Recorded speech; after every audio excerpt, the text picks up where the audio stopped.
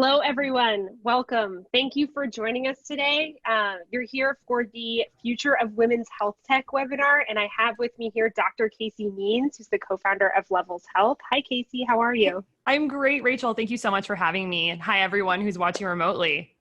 Yes, everyone's joining us in the chat right now, so we'd love to hear where you're from and see where everyone's calling in from today. I'm calling in from the Bay Area, and my name is Rachel Shepard. I'm the Director of Global Marketing at Founder Institute and the co-creator of the Female Founder Initiative. The Founder Institute is the world's largest pre-seed startup accelerator, and we've helped launch over 4,000 companies around the world across 185 cities and 6 continents. If you're interested in learning more about Founder Institute, you can go to fi.co/enrolling, and we're enrolling across 6 continents right now, which is awesome. But enough about us and about me. I'm here today with Dr. Casey Means. As I said, she's the co-founder of Levels Health and a functional medicine physician. Her focus is on maximizing human potential through optimized metabolic health, disease prevention, and reversal and functional medicine. We've already started having a great conversation. Casey's been featured in Forbes, Entrepreneur Magazine, Business Insider, nutritionfacts.org, The Hill, Well and Good, Endocrine Today, Endocrine Web, and Metabolism. She's one of the top 10 female leaders to watch in 2020 on 150sec.com, 15 women healthcare leaders you should know from The Sociable, and 20 female tech leaders under 50 2020 from Startup Beat. Casey, thank you so much for your time. Is there anything else I left out you'd like to share with the audience today? No, that is perfect. Thank you so much. I'm so excited to be here and talk about women's health, digital health, and levels. Wonderful. So Casey has given her time to be here to talk about women's health, the future of women's health tech. We're going to talk about the company as well, and also just kind of discuss digital health, what's happening and how can you get involved. If you're a founder who's joining us today and you have a digital health company, or you're interested in maybe starting a digital health company, we can talk a little bit about her founder journey as well. But please put your questions in the chat or in the Q&A. We're here for you. So we want to have a great conversation about digital health, but we also want to answer your questions. So first and foremost, Casey, can you tell us a little bit more about Levels and what exactly Levels is trying to solve as a company?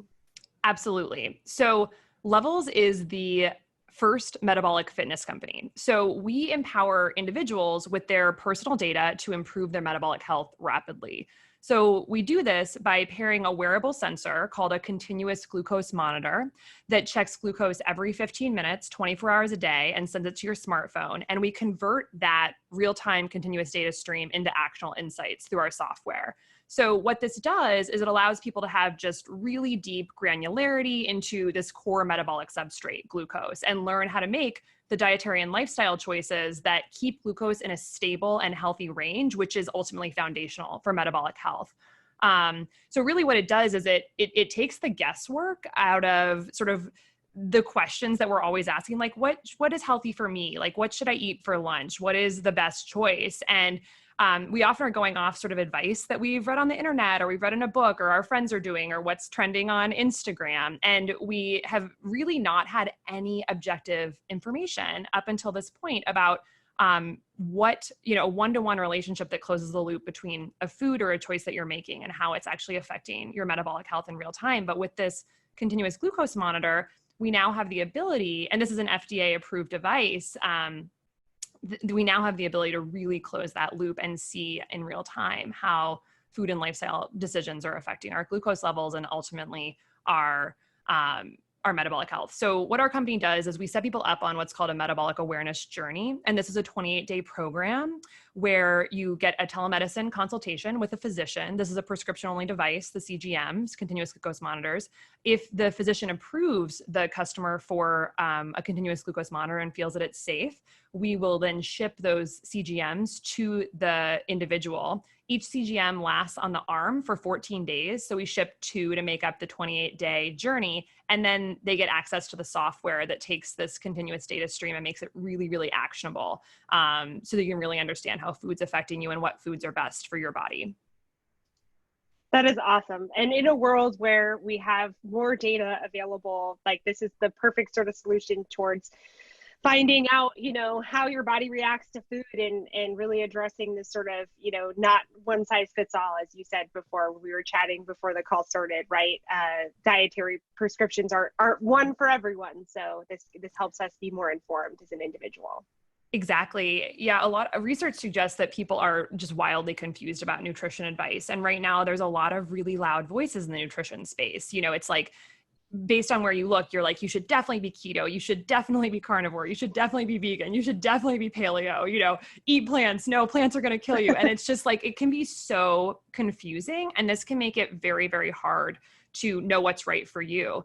And then there's also a lot of recent research that suggests that two people respond very, very differently to the same food. We are totally biochemically individual entities, each person, based on their genetics and their underlying health. And so, what's right for you might not be right for me. And to be able to actually cut through a lot of the marketing noise and the loud voices in nutrition and actually have an objective data stream that's telling you exactly kind of what works for you, rise above a lot of that noise. It's very, very empowering and actually makes, I think, choices a lot more efficient. I know for me, I spent a lot of time doing trial and error in my life with nutrition, and, to be able to just kind of rule things in and out and learn how to properly pair foods to make them have like the best metabolic impact, how to time foods for that reason, what exercise and sleep and stress management practices all impact glucose positively. Having that granularity just actually takes a lot of the guesswork out, and I think takes some of the cognitive load out from just thinking about, what choices do I make today? That's a great way to put it too, that cognitive load. I think, so many people, I know that's a big trend here in Silicon Valley and the Bay Area, is like, how can I make fewer decisions in order to be more efficient, and really be able to use data to make those decisions as quickly as possible.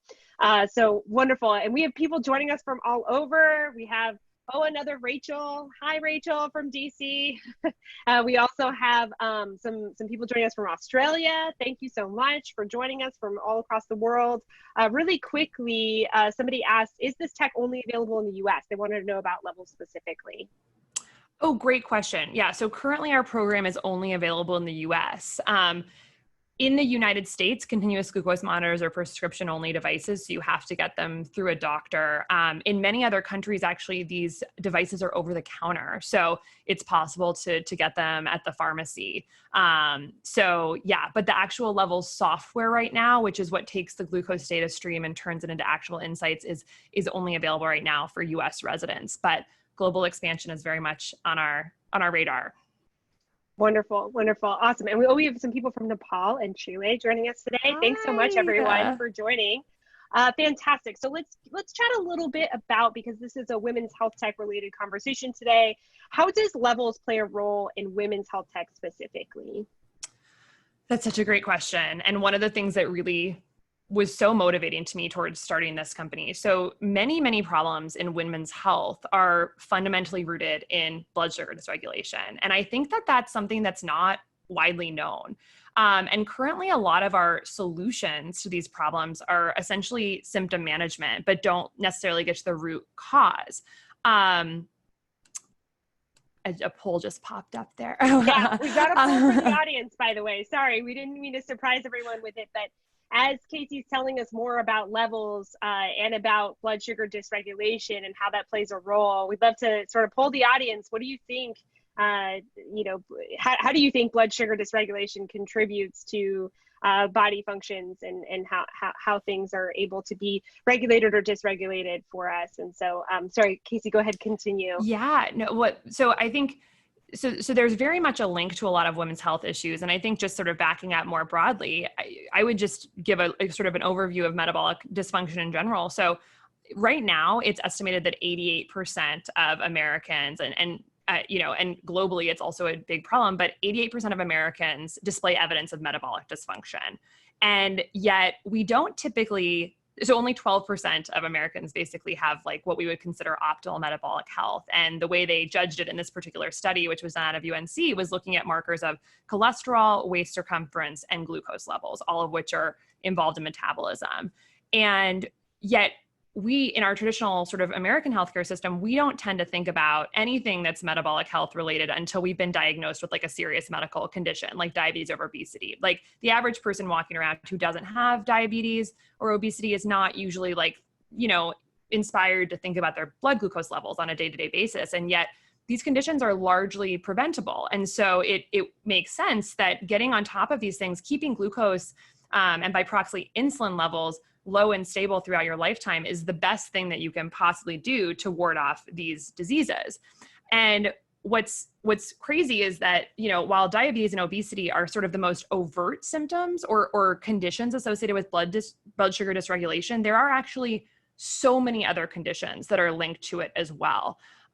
When blood sugar is chronically elevated, when blood sugar spikes after meals, it causes the body to release insulin. Insulin's a hormone released by the pancreas that tells cells to take up that glucose out of the bloodstream. And when this happens over and over and over again, when you're spiking glucose multiple times throughout your day and throughout your lifetime, which we're doing a lot in America because we eat a ton of sugar and we eat a lot of processed grains, which act like sugar, all that insulin release actually makes the body numb to insulin. And so what ends up happening is you end up with you have to push out more insulin to get the same amount of glucose into the cells because you're insulin resistant. And over time, that high glucose and that high insulin can affect every cell in the body in problematic ways. Every cell in the body has insulin receptors. And so if your cells are resistant to it, it basically means that you're not processing energy well in the body. And that can look like really anything.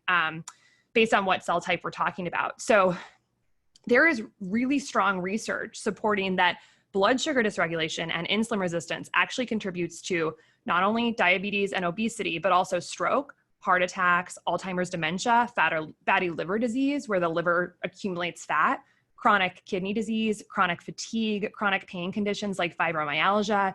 It can contribute to infertility, erectile dysfunction, depression, anxiety, gout.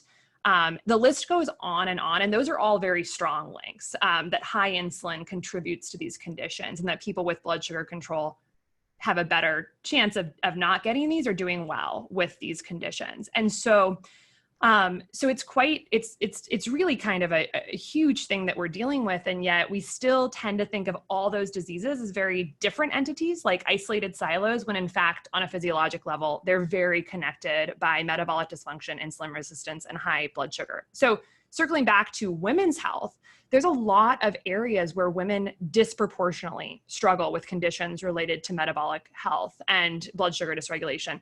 And I think some of the key ones that we don't think about often are, I would sort of highlight infertility, which is hugely linked to metabolic dysfunction, menopausal symptoms like hot flashes, Alzheimer's disease, which impacts women about twice as much as it impacts men, weight and obesity, as well as skin conditions. So things like acne and wrinkles and some of the more beauty-focused things, all of these have a relationship. And yeah, certainly happy to dive into any of those, fertility or menopause or weight even more, but the mechanisms are very, very interesting. And so by getting glucose under control, there's very likely going to be multifarious positive effects for women.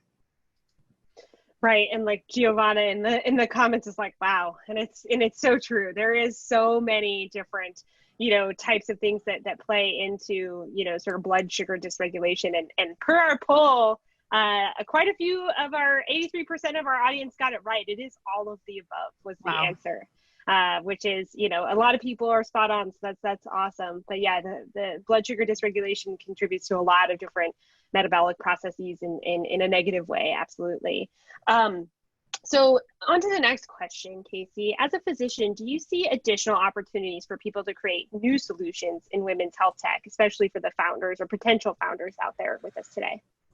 Definitely. I think there are so many exciting avenues, and you are seeing so much innovation coming down the pipeline with women's health tech, and there's still huge opportunities, I think, to be had. The thing that's so amazing about women's bodies is that they are so dynamic, and they're dynamic not only based on monthly cycles and, hormones fluctuating intensely throughout a single month, but they also change massively throughout the lifetime. We go through multiple phases of different sort of hormonal,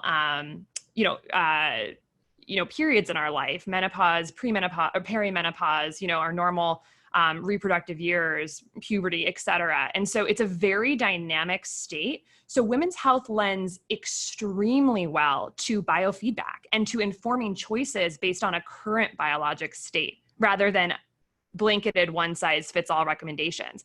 It's very possible that for one woman, a particular high intensity interval training workout at one point in their cycle is not the right exercise for them. And it might be at a different time in the cycle, or that they should be eating specific foods at one time in their cycle and not in another type. We know that estrogen and progesterone have significant impacts on metabolic health and on how we process glucose and insulin. And so what might not cause a glucose spike in the first half of the month might in the second. So women's health is really, really nicely fits with digital tools that help with personalization of choices. And biofeedback, I think there is just a really exciting area. And I would say the tech that I'm most excited about are any tools that help women tap into their bodies, take ownership over their health, and give people more granularity about what's going on in their bodies. And ultimately, tools that improve innate body awareness, like help us really embody ourselves. Like we live in a very complex, very fast-paced, very busy world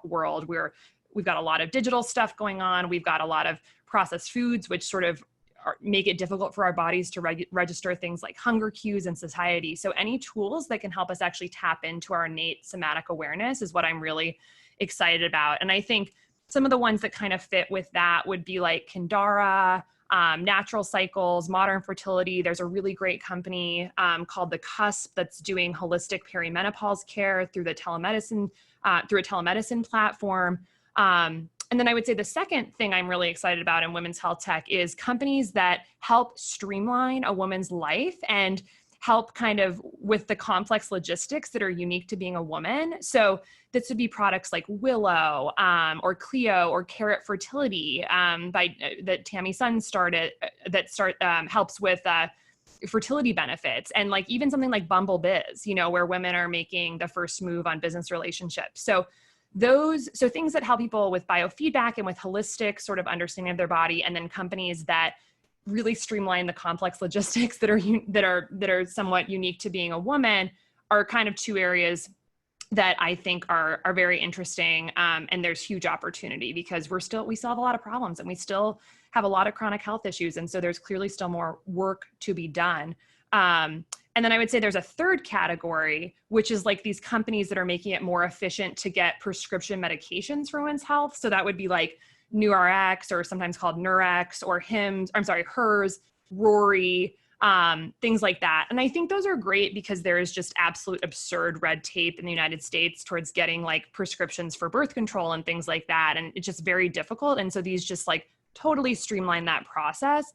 I would put those like lower on my tier of things that I'm sort of in love with, because fundamentally I'm most interested in how we empower people to make holistic choices for optimal health as opposed to facilitate access to medication. But I still think fundamentally these companies are helping women.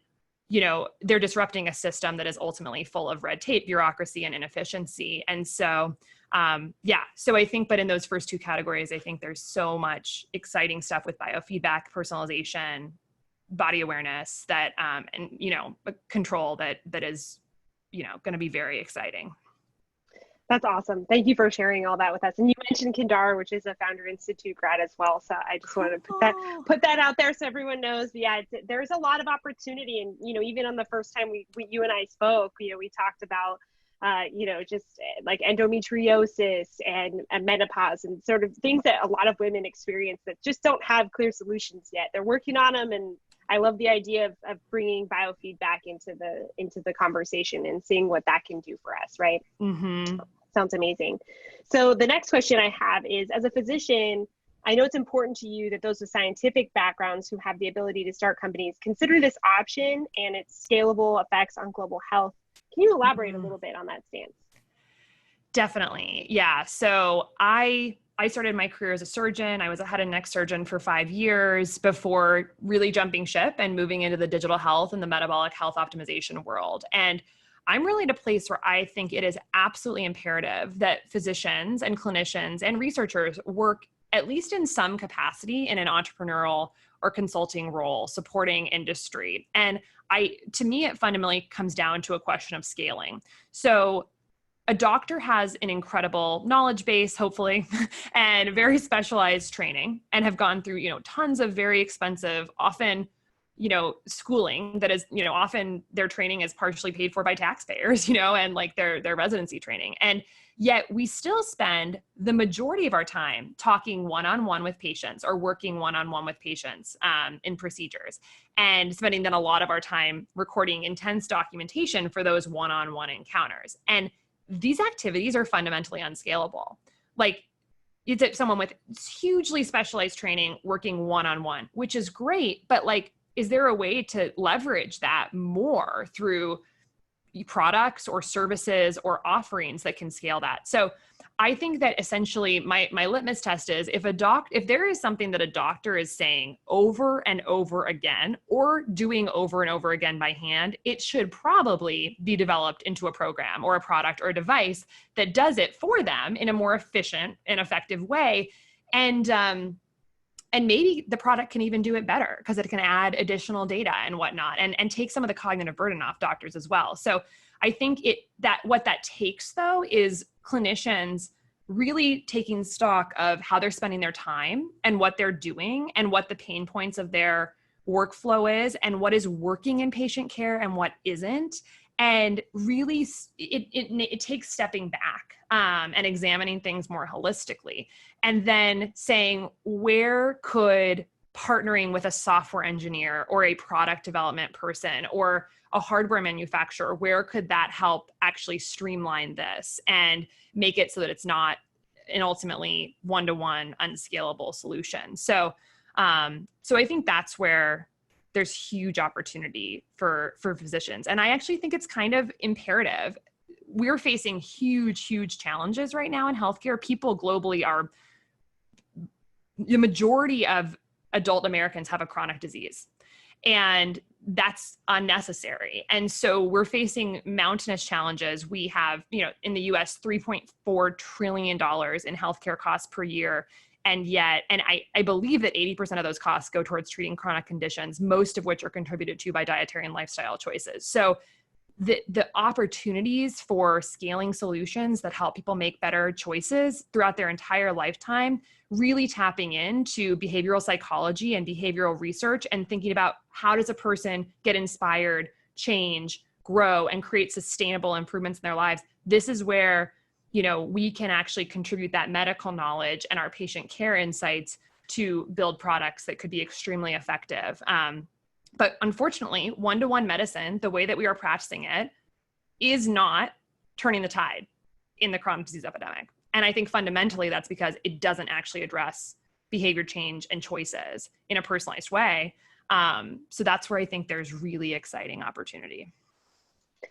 Awesome. And Bonnie from the audience has a follow-up question, which I think is really related. So you were a head and neck surgeon before, and you now have a metabolic tech company. How did you come up with this idea and get started developing this product as a founder? Yeah. So thank you for the question, Bonnie. So my journey to starting Levels and wanting to attack the metabolic health crisis sort of full force started, of all things, in a career as a head and neck surgeon. And in that career, I was seeing how much poor glucose control and other metabolic problems like diabetes and obesity had just a profound relationship with the diseases I was treating, as well as surgical outcomes. So high blood sugar and poor lifestyle, so like not getting enough sleep, not exercising enough, having poor stress management, and obesity, all of these directly cause inflammation in the body. They upregulate, they are registered as the body as a threat, and they tell the immune system to like be on alert. And so fundamentally it was, those all are related. But what was interesting to me was that also a lot of these like diseases of the head and neck that I was treating were fundamentally inflammatory in nature. So doing a lot with sinusitis, which is inflammation of the sinuses, thyroiditis, which is inflammation of the thyroid, ear infections, which is inflammation of the middle ear tissue that causes pus buildup, vocal cord granulomas, which are inflammatory masses of the vocal cords. It's so much inflammation. And And some in these diseases like obesity, diabetes, and sinusitis, they actually all have the same cytokines, inflammatory cytokines upregulated, like TNF alpha, interleukin 6. It's like some of the same core stuff. And yet in practice, like the Venn diagrams of treatment there's no overlap. Like we treat these things completely separately. And so it became kind of very interesting to me. Like, I know that blood sugar and metabolic disease promote inflammation. And how can I potentially like keep people out of the operating room? And if people have to go to the operating room, make their surgical outcomes better if we really attack this head on, this more like metabolic dysfunction. So that became very interesting to me. And the surgical outcomes thing is pretty fascinating. Like people with high blood sugar are much more likely to have wound breakdown of their surgical scars, more likely to get a postoperative infection, and actually having excess body weight makes surgery technically much more difficult. Like having a lot of extra tissue in the neck when you're trying to deal with these very sensitive nerves and structures, it makes surgery more difficult. So, I just became obsessed with like, how do I keep people out of the operating room? And if they're going to the operating room, how do we make them do better? And what's really neat about metabolic dysfunction, I wouldn't say there's anything neat about it, but that it is largely preventable. It is very, you can have massive impact on reversing these disease states, even when they're in full force. So Virta Health, a company in the United States, run by Sarah Hallberg, has shown amazing research showing that people with full-fledged diabetes who go on a low-carb ketogenic diet can actually get back to non-diabetic levels, and they can really reverse their condition. So these are not fates. And so I'm interested in this area. It became so compelling to me because it's hopeful. Like if we can get people to know how to do the things that reverse these diseases, how many operations could we save? How many post-op complications could we save? So that really moved me, away from the operating room and really fully focused on this problem. I felt there were enough people out there busting holes in sinuses to suck pus out, and there's not enough people thinking about scalable solutions for reversing what is underlying so much of our chronic disease. So that led me to ultimately pursuing functional medicine, which is a branch of medicine that really focuses on the root causes of disease more than sort of symptom management or chronic management of disease, and thinking about scalable solutions. And that led me right to digital health. And with the advent of the continuous glucose monitor, this like fabulous little wearable device that right now is only being used in diabetes, the thought was, hey, what if we took this data stream, made it accessible to anyone who wants to optimize their diet and their lifestyle, and potentially get people to never have to develop these conditions? And one thing that excited me so much was, I think people have I saw this in my patients a lot, which is they have a lot of fear about coming to the doctor. When you go to the doctor, you could get some bombs dropped on you in terms of, what the doctor tells you. And it can be very, very scary. But with a CGM, there's basically no way you're going to walk into the doctor's office and get a bomb dropped on you about metabolic health. You've been tracking your glucose every single day. You know exactly what causes it to go up and down. You know what your levels are. So that once a year glucose test that you get at the doctor's office is not really any new information. You already know. You already have your data.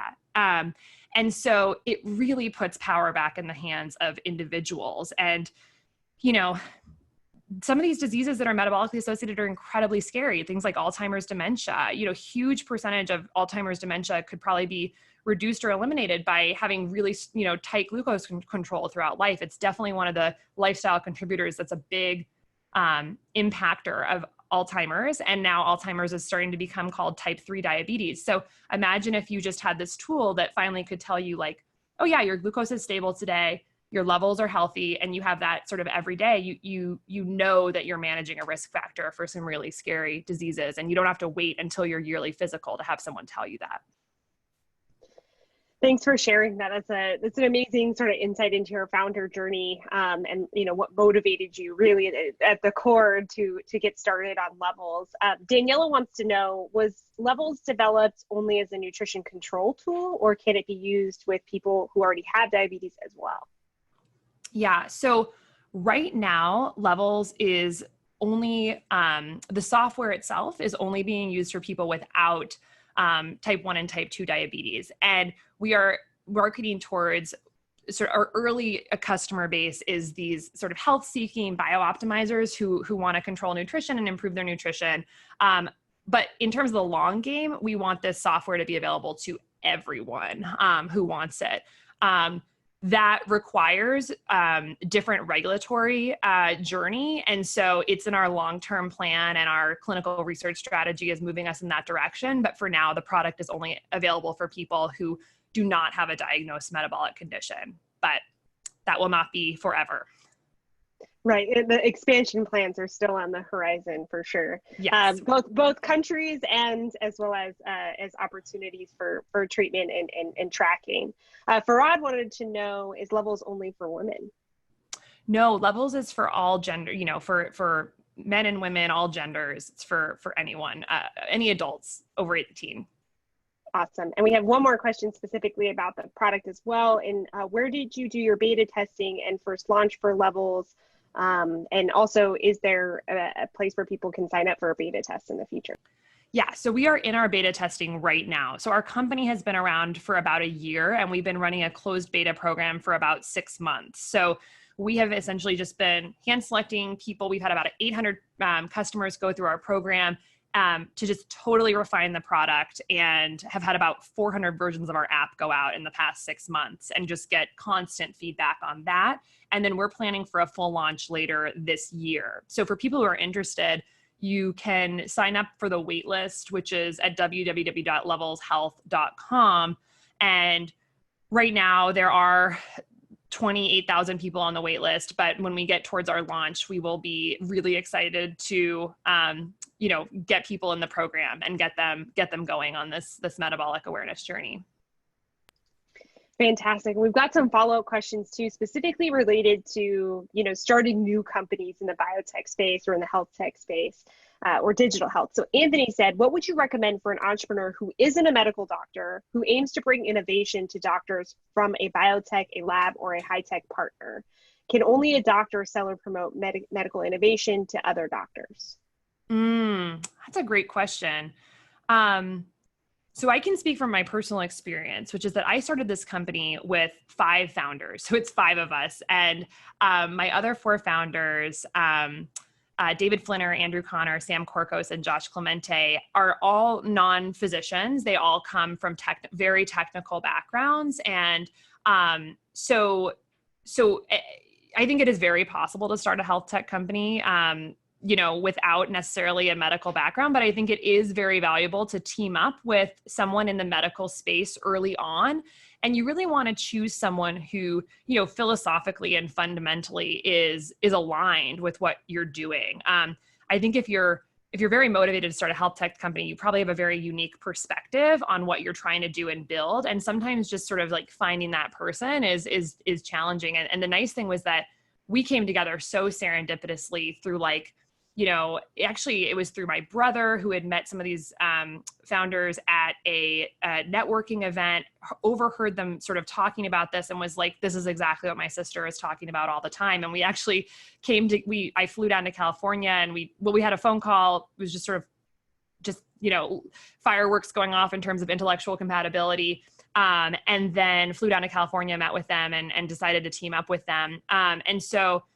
So really reaching out to your network and really putting your vision, I think, out there. And I think sort of people will, I would also say maybe writing about it and what you're interested in. I think it's really interesting how when you kind of put stuff out there about what your perspective is and what problems you think need to be solved, I think it often really, I don't want to use the word manifests, but helps attract people who are interested in similar things that you are. So I think it's totally doable from a non-medical background, but certainly teaming up with a clinician can really help give you some of the clinician and the patient perspective on whatever you're building.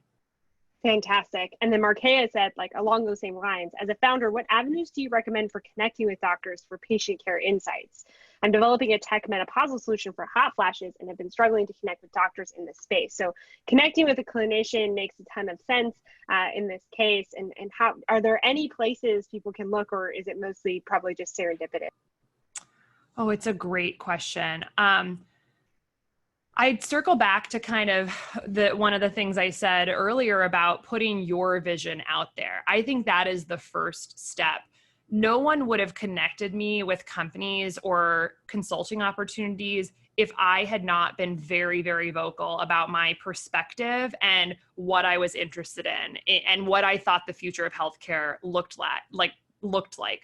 Once you put that stake in the ground, which is a big first step, it's much easier for people to connect you or recommend you. So I think there's amazing, there's so many opportunities now for getting your ideas out there. There's obviously social platforms, there's Twitter, there's Instagram, there's LinkedIn. And then there's also just so many forums that you can publish on, like Medium. There's a really wonderful service called HARO, which is Help a Reporter, HARO, and basically reporters who are looking for, sound bites or someone to talk about certain topics for an article they're writing, they'll basically put those out there. And so if you have some expertise in, the software or the product space, you might track some of those. And if there's an opportunity for you to give a quote about digital health or about health tech, like you can be featured in some really high tier outlets. And so the first step, I think, is putting your vision out there. If you're kind of quietly keeping your ideas to yourself, it's much harder to network and connect. I would also say, trying to get on podcasts and connecting to podcast hosts that are talking about things that you're maybe an expert in or that you have some background in, getting your voice out that way. So one is just kind of putting your name out there. And then I think networking, I'd say networking events can be very, very helpful. I live in Portland, Oregon, and there's an Oregon bioscience incubator that I found on Meetup. This is like a year and a half ago, that was basically helping Portland industry connect with doctors. And, I just thought the topic of the talk sounded so interesting. And I went and I ended up meeting lots of people, but 2 people who have actually been very related to what I'm doing now and who have definitely expanded my network and created opportunities for me. And has been just really integral in my life since then. And so that's an opportunity.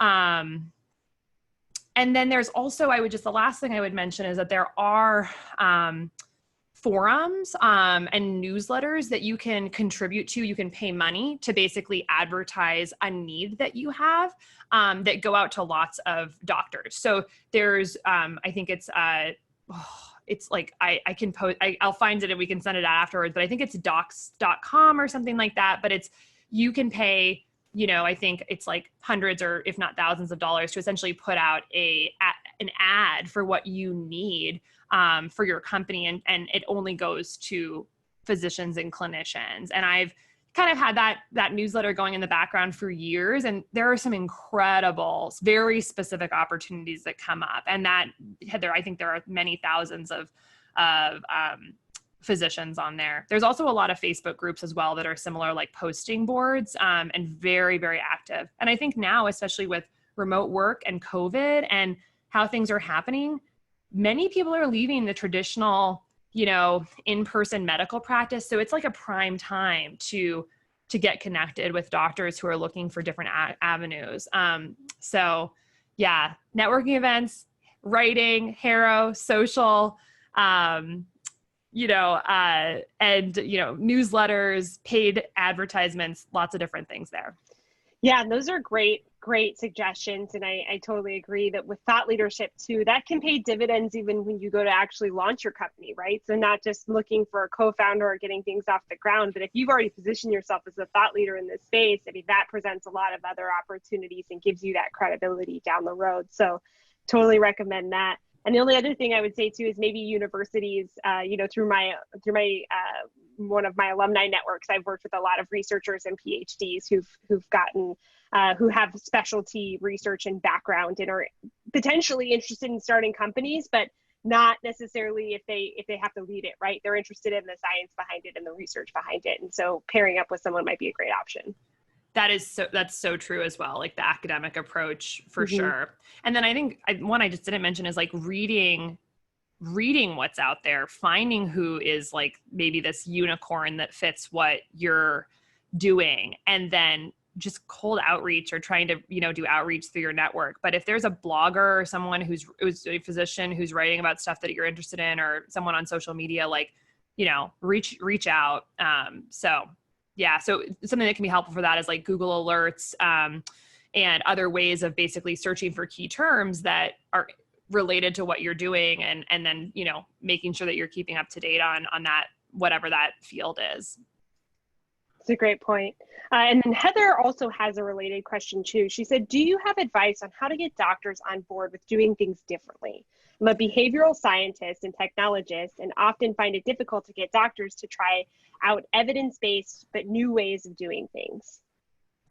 Yeah, that would be the exact, example of like what we're doing at Levels with CGM. It's, this is using a FDA approved device for an off-label indication for a prevention indication as opposed to a treatment indication. And because of that, you end up getting a lot of doctors who don't necessarily, initially see the vision. Things in healthcare are often very slow to adopt, even if it seems like a really good idea. Like, we are a very, very A-type bunch who kind of likes to really go with the flow, and it can take a really long time for things to become normalized. And so I think the front end of your question was like, how do you get doctors to be more forward thinking or about this? But I honestly, I think communication and educating about your vision is foundationally very important. Like, when we talk to doctors and endocrinologists about Levels, there are some who just are obsessed with this idea, and this is exactly what they've wanted. And there's others who like have to hear the vision and sort of the full picture to really get it. So talking about, just making sure that you're shaping this, whatever your pitch or your idea is, in a way that, that can really be received by doctors, and understanding that they're from what they're coming from, which is that we have to practice like really evidence-based, like very structured medicine because of the litigious nature of healthcare and just because of the way the culture is. And so, really coming to the table with that empathetic mindset, and just explaining with passion, like your vision and why you think their expertise could align with that. So that's one. But also, you're not going to change everyone's mind. And so I think really seeking out forward-thinking people who are thinking differently is probably your best bet. I think the beautiful thing about our time now is that people are so vocal on social media now. Like, I mean, if I look through who I follow on Twitter and, even Instagram, where now the medical community and the research community are so active, there are PhD researchers who have 200,000 followers, like David Sinclair. David Sinclair wrote Lifespan. He's a Harvard PhD. 20 years ago, these people would not have had, there was no social, like now they're like celebrities, essentially. He's totally forward thinking about health. Same with Peter Attia. Rhonda Patrick, she's a PhD. She's got 500,000, Instagram followers. She's totally forward thinking about health. Sarah Hallberg, head of Virta. These people are loud voices thinking differently. So go to these platforms and find who's talking about what you're talking about in a different way. And I would say source from there. Like, we've never had access before to understanding people who are thinking differently about healthcare than now. And so that access is amazing. So, I would, figure out a really good way to sell your vision in a way that's can be heard and in an empathetic way, understanding the limitations and the culture of medicine, and really presenting in a way that will really work for physicians. And then two, utilize these tools available now to seek out people who are thinking differently. There are so many amazing voices out there who are doing that. So you might not be able to nab like a Rhonda Patrick or a Peter Attia or a Jason Fung or someone like that, but there's lots of other people on there sharing their opinions.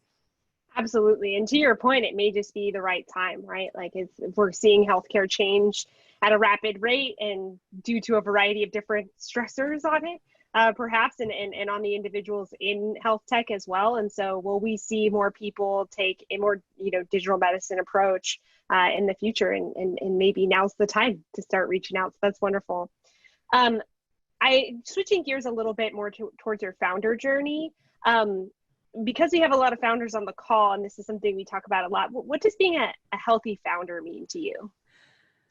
Oh, it's such a good question.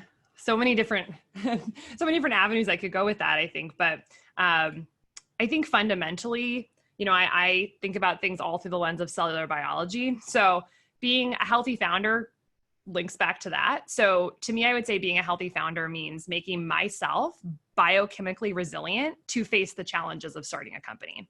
So I know that I want to lead with deep creativity and energy and calm, but to actually be this way, it means I have to create conditions in my body that allow for creativity, energy, and calm. These are not innate, static characteristics. These are very dynamic based on the choices that I make. So to me, that means getting proper nutrients for brain function. So like making sure I'm getting omega-3 fatty acids, making sure my microbiome is supported with fiber so that those bacteria can make the neurotransmitters that let me think. It means keeping my blood sugar super stable, which means that my mood and energy will be more stable and isn't fluctuating. It means getting consistent quality sleep so that my memory is sharp.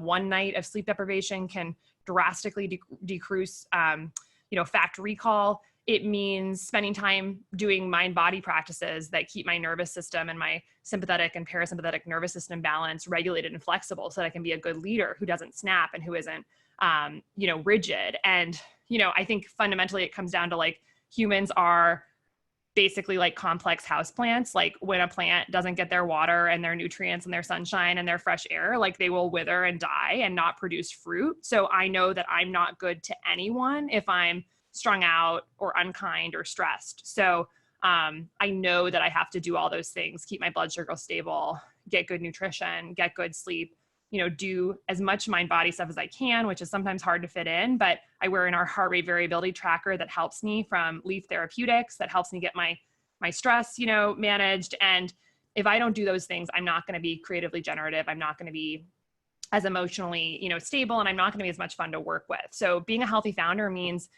just creating those conditions in my body day after day that help me be the leader I want to be. So it's sort of investing in myself in those evidence-based behaviors to be able to thrive. Awesome. And that's great advice, particularly now, right? As we're all sort of, at least in the last few months or so, as the world has shut down and potentially even reopened, depending on where you are in the world, in a variety of different states, we've had to change how we live, right? To varying degrees. And so I think stress has been a theme of this year for most people. And so finding ways to continue to lead and also manage that, I think what you said could be really helpful for some founders. So what is did you want to add anything? No, that's perfect. Awesome. So what has been your greatest challenge so far in your founder journey? Interesting. Well, I came straight out of being a surgeon. And so a lot of the things that I learned in that insane, high adrenaline, up all night, field, like really like shaped me to be able to like face this journey with a totally different mindset. Like as a surgeon, I didn't have the option of really controlling my lifestyle, and my body broke down and struggled. And so I came to this journey with like, I'm not going to make those mistakes again. But I would say the greatest challenge so far has been saying no. I think saying no is hard for a lot of us. And there are just so many plentiful opportunities and connections that can be made in this, digital, very connected world. And I think without saying no in an effective way, life can railroad you. And, it can very quickly lead you to being burnout and sort of an ineffective shell of yourself. And I've been there. And so I'm not amazing at saying no. And this has been a challenge, and ultimately one that comes down to being very strategic with prioritization and realizing that when you are saying no to certain opportunities, you're actually driving your company forward. You're opening yourself up to be able to focus and give the energy to the strategic tasks that are most important right now for your company to grow at whatever stage you're in. So I think we have this total misperception that it can feel weak to say no, but I actually think it's the most powerful thing that you can do to keep your company focused and directed at the right time. And so that's just definitely still working through that. And I mean, it's constant journey, like people call it boundary setting or whatnot, but really I think it's just, knowing that this is a world of abundance and, not of scarcity, and, setting expectations clearly, and communicating effectively when you're saying no or prioritizing, that's it, people usually are not upset or have problems with that. People just like, I think, really good communication and expectation setting. So. Yes, that's so true. And that constant course correcting as well, right? Like you're saying, it's not a linear path, like keeping things focused. But I will say that that's one of the biggest pieces of advice we tell founders as well, is it's not just cognitive focus, but focus in your company and your strategy, right? If you're creating one solution for one type of customer, you will build a better product than one solution that really has 8 different parts in it that is for 8 different people, right? So that focus can be super important.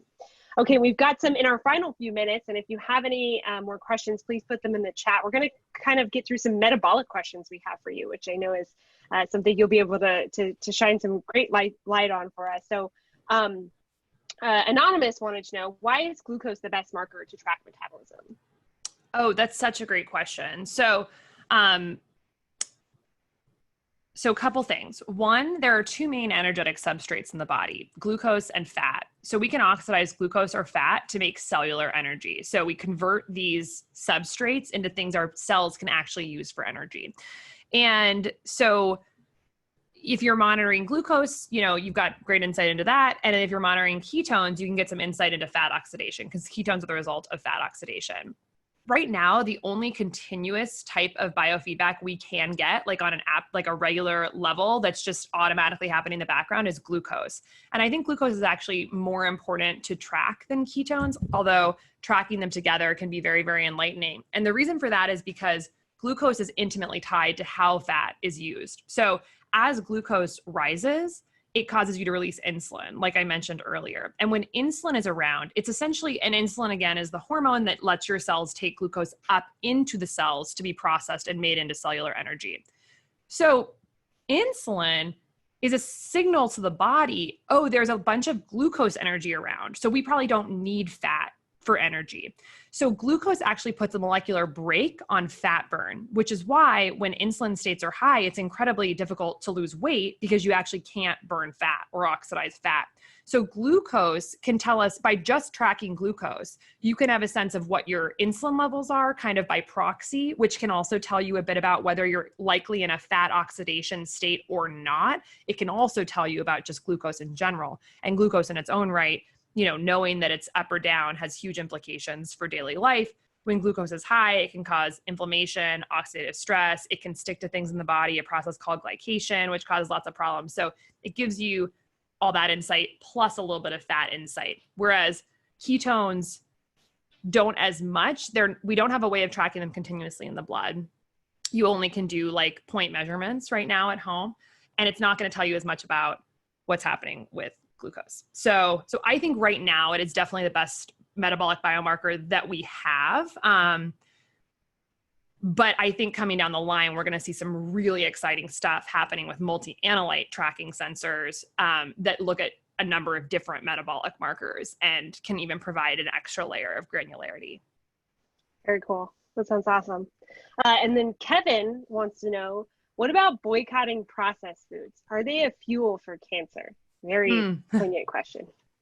Yeah. So, I mean, I'm all for boycotting processed foods, but processed is, a complex word, because, even blending something is technically processed, but certainly eating foods in their most unrefined state, I think, is most optimal for health. So the beauty about having like a metabolic tracking tool like glucose is that you can actually see the direct results of what processed food is doing to you in real time. So you remember back in the day when like Snackwell cookies were considered a health food, because they were low fat, even though they were like filled with, refined vegetable oils and sugar, but we were very on the low fat train at that time. And so they were considered healthy. Well, now I think if people ate Snackwell's cookies, they would find that their glucose would go through the roof. So all of a sudden you now just have this ability to say this processed food is actually mismarketed. It's not healthy. But I think another thing that's important to remember is that every person is going to respond to carbohydrates differently. There's been so much interesting research over the past 5 or 6 years showing that this traditional concept of like a glycemic index, which is like, oh, if you eat this piece of white bread, it's going to have this impact on your blood sugar. That's actually probably not accurate. It's actually more likely that each person is going to process those carbohydrates differently and that they're going to have a different glucose response. And the research that has looked into this has shown that actually a person's microbiome composition, so microbiome composition, body type, how much exercise and sleep they've gotten, these things are actually predictors of how much a particular carbohydrate source is going to affect glucose levels. So there's lots of biochemical individuality between how two people are going to respond to the same food. So it's hard to make blanket statements like these are all bad or these are all good. There's certainly principles we can use, like refined sugar is bad. Like I can say that pretty confidently. But I mean, the human body needs 0 refined sugar to survive. And we were never meant to eat ultra refined sugar. But more broadly, I'd say you kind of got to test it to know if it is and how much it is impacting you. And I think I'm a bit biofeedback focused, but it's also important to just listen to your body and also listen to your what your body's telling you after you eat foods to see how they impact you. Fantastic. And then we've got our last question of the afternoon, which is from Anna. She said, when you don't have good insurance in the US, you go from doctor to doctor without receiving care for metabolic problems. They may give you other medication that could worsen things. What do you recommend for a person in this situation? Man, first of all, I feel your pain. I would say, broadly speaking, I think healthcare is starting to move in the direction where it is going to be better for people. I think this really comes down to what I was talking about with, like, we think of diseases as isolated silos, all separate, but when we actually think of things more in this perspective of how they're linked from the root cause perspective, if we thought about diseases that way, we would definitely be helping people on their metabolic function, because we would realize it's one of the highest value interventions to help all these different things. So I would say one thing you can do is look for a functional medicine physician, or a more holistic physician, someone who's going to be thinking more broadly about how all your symptoms are connected. You can go to Institute for Functional Medicine IFM.org. That's the Institute for Functional Medicine, and they have a provider directory. And a lot of those providers are trained in this root cause approach. And they, many of them do take insurance. Many don't, because the visits are usually so much longer. But given how expensive copays and deductibles are these days, it may actually make sense to work with someone, out of pocket when you're looking at huge deductibles for seeing your regular doctor and your insurance plan. So, but I would check out ifm.org, look at the provider directory, and just kind of Google around for more like holistic type of practitioners who may have a metabolic health focus. They're definitely out there. And then, one thing we're trying to do with Levels is to give people direct access to their data. So certainly not skip the whole doctor part of things. I'm a doctor. Obviously, I believe in what doctors do, but to serve as this adjunct so that with things like metabolic health that's rooted in day-to-day choices, you'll actually have a lot more power. Don't have to rely on the doctor to say all the time, this is right, this is wrong, this is good for you, this is not good for you. So yeah, functional medicine and, wearables and trackers that can help you stay on track. So. Awesome. Well, Casey, do you have any final closing tips for founders on the call today? I would say, 2 things. One, remember, it's easy to think that, when you're starting a company and there's all this competition, that this is like sort of, a world of scarcity and, you've got to be super protective of your ideas and this and that. But I would say it's important to be strategic, but certainly, sharing your vision, tapping into your network, sharing your passion is really important. I've just seen so much manifest and come back at me when I've, reached out to my network, helped my network, put my ideas and vision out there. Doing that has brought 10 times in return. So feel empowered and strong to put your ideas out there, even if it's like just a Medium post or an Instagram post or something. Like that's the first step in making things happen. So just, remember it's a world of abundance, and that your networks are there. People love helping other people. They really do. And giving people opportunities and making it easy for people to help you is awesome. So, to make it easy for people to help you, it means making sure they understand what you're about, what you care about, what you're interested in, and making that clear. They should not have to guess or discern it. It should be very clear what your message is. And then two, putting it out there publicly. The second thing I would say is eat fiber, eat 50 to 75 grams a day. It will feed your microbiome make your neurotransmitters. They will help you have energy and feel creative and feel happy. And so, eat fiber. Fantastic advice. Tap into community. Great. Awesome. Well, thank you so much, Casey, for your time and for sharing all of these wonderful insights with all the founders on the call today. If you'd like to learn more about Levels, you can go to levelshealth.com. If you'd like to learn more about Founder Institute, you can go to fi.co. And we hope everyone has a great evening. Stay safe, stay healthy. Have a great one. Bye-bye, everyone.